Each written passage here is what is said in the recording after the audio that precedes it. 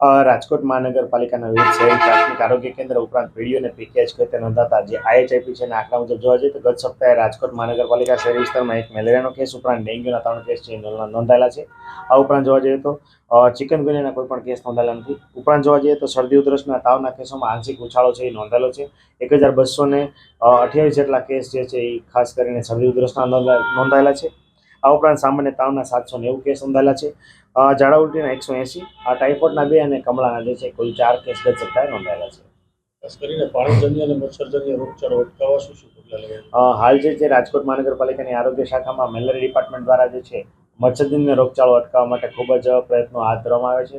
ઉપરાંત ખાસ કરીને હાલ જે સઘન ડ્રાઈવ ચાલુ કરવામાં આવી છે અનુસંધાને કોઈ પણ ઘર હોય કે કોમર્શિયલ જગ્યા હોય ત્યાં જો મચ્છરના પોરાની હાજરી જણાય તો નોટિસ ઇસ્યુ કરીને વહીવટી ચાર્જ જે છે એ વસૂલ કરવામાં આવે છે. ગત સપ્તાહે કુલ 41 જેટલા આસામી પાસેથી 26,300નો જે વહીવટી ચાર્જ જે છે એ પણ દંડ સ્વરૂપે વસૂલ કરવામાં આવ્યો હતો. આ ઉપરાંત કુલ રહેણાંકના 376 અને 197 આસામીઓ જે કોમર્શિયલ ના હતા એમને નોટિસ પણ ઇસ્યુ કરવામાં આવેલી છે. આ ઉપરાંત જોવા જઈએ તો પાણીજન્ય રોગચાળો અટકાવવા માટે ખાસ કરીને રેસિડ્યુઅલ ક્લોરિન ટેસ્ટ અમારા એમપીડબ્લ્યુ દ્વારા દર સપ્તાહે રેગ્યુલરલી પાણીના વિતરણ સમયે જે છે પાણીમાં ક્લોરિનની માત્રા સુનિશ્ચિત કરવામાં આવતી હોય છે.